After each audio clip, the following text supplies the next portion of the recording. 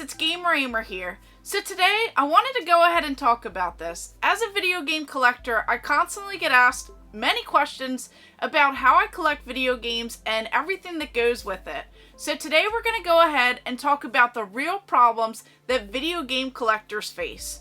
And I'm not just talking about time and money, because if we had unlimited amounts of time, we would play more games, we would have more time to go out there and find more games, and if we had money, we could essentially do that as well. We could buy anything that we would like, and we wouldn't have any problems. So, we'll just go ahead and jump into it.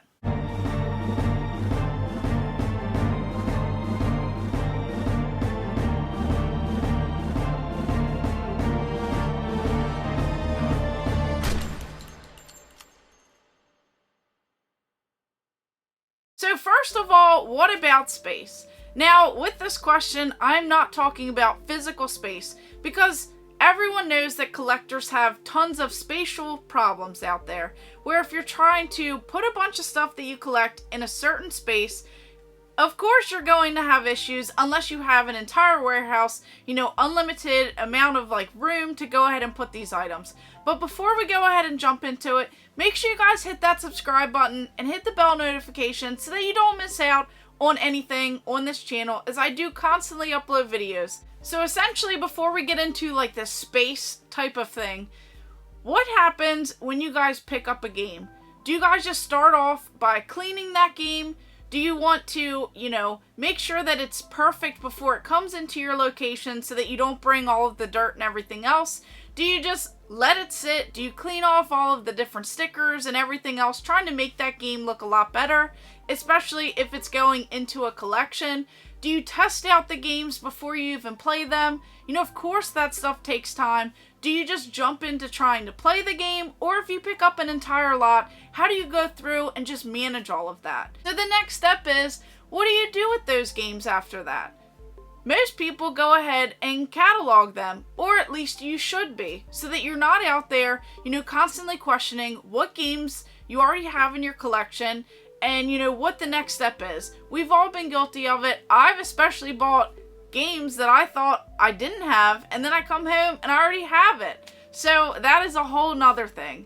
So essentially, there's different ways to catalog your games. You could go ahead and just write a handwritten note, on different sheets of paper, if you go ahead and catalog it by different systems that you collect for, or you could go ahead and take pictures, but of course, that takes up a lot of space trying to, go through all of the different pictures that you may have on your phone while you're out and about.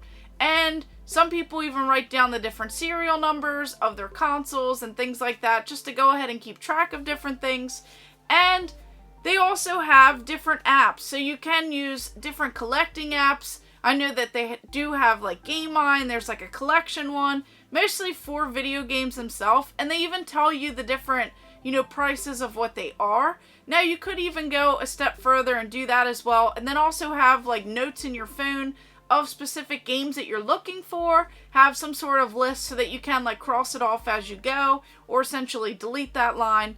And then even Excel spreadsheets, that way you can keep track of what you actually pay for those games as well. So some people get into that. Now that does take up a lot of time, but it definitely seems to be worth it so that you're not double and triple buying certain games, and you know which manual boxes and everything else that you're specifically collecting for. Now we get into the space part. So where does it go after you get those two things out of the way? Essentially, it'll go on some type of shelf, whether it's a video game system or, a video game case, a cartridge, something like that. Does it go into a drawer? Does it go on a shelf? If it is on a shelf, do you guys have it alphabetized? Now, what if you're trying to put an A game into the top row and you don't have room, mixed over? It really is terrible when you have to kind of shift each one of those little blocks. I know most of my shelves are set up where you have different sections. So if you want to add one game at the top, you have to take one away at the bottom, shift everything over on every single row, and just kind of keep it in the same flow, the same movement, or however you kind of display those, whether it's for a particular franchise or if you do color coding or, whatever you decide to do. But that's one thing that is just insane and crazy that most people never even think of. You know, there's behind the scenes type of things when you're trying to maneuver things around in your game collection, when you're trying to add things to, you know, different shelving units that are specifically designed for games, and you already have it pretty much to the max. And then even game consoles. Most of us have those like IKEA shelves or those Kallax, those like little cube shelves. And what happens when you get a game system that's too large? Now, the Xboxes typically fit in there pretty snug, the original ones, but anything else, if you have the Sega Genesis with the Sega CD, you know, unit next to it, it won't fit in there. Now, you can turn it to its side, but does that really display well? What about the Master System? What about some of those really obscure systems as well? I have, you know, a couple different, you know, CDI and different things like that that just don't fit in there. Where do those go in your game collection? Do you just try and maneuver, you know, things around, try and like shift it as you go? What happens with all of that? That's kind of like the things that you have to think about when you're collecting and going through this entire collection. A lot of people may not even talk about all of the behind the scenes prepping kind of stuff. Now, also another thing, what if you buy duplicates? What if you're out there and you need a lot of games, you find it for a great deal, but you don't really need, you know, another copy of Mario or something of that nature? What do you do with that stuff?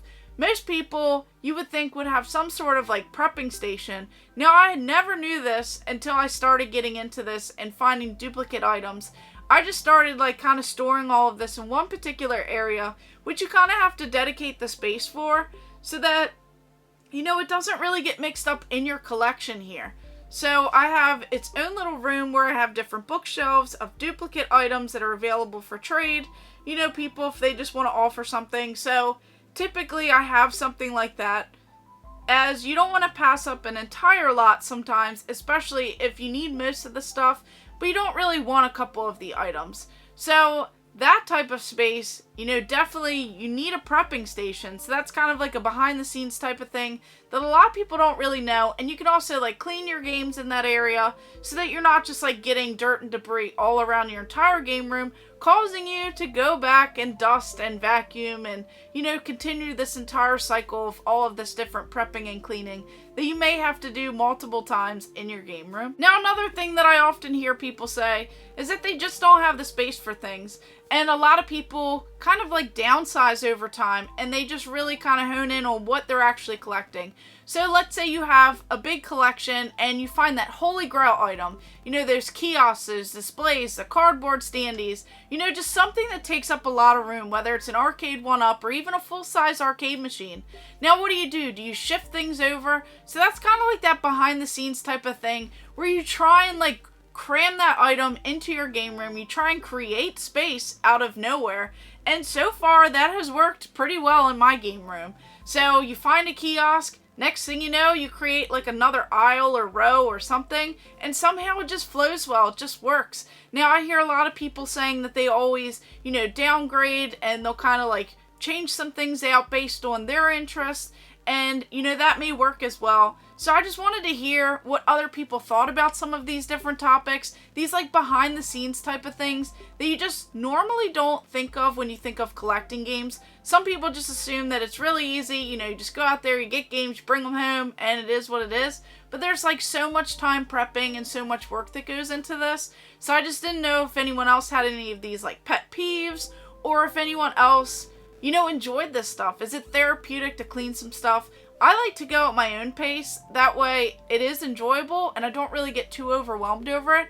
But I just wanted to hear what you guys think. What do you guys think about this stuff? What are some major problems, you know, that you think the behind the scenes type of thing for video game collectors? Of course, let me know in the comments below, and thank you guys for watching. Make sure you like and subscribe. Go ahead and check out my other videos and stay tuned for more.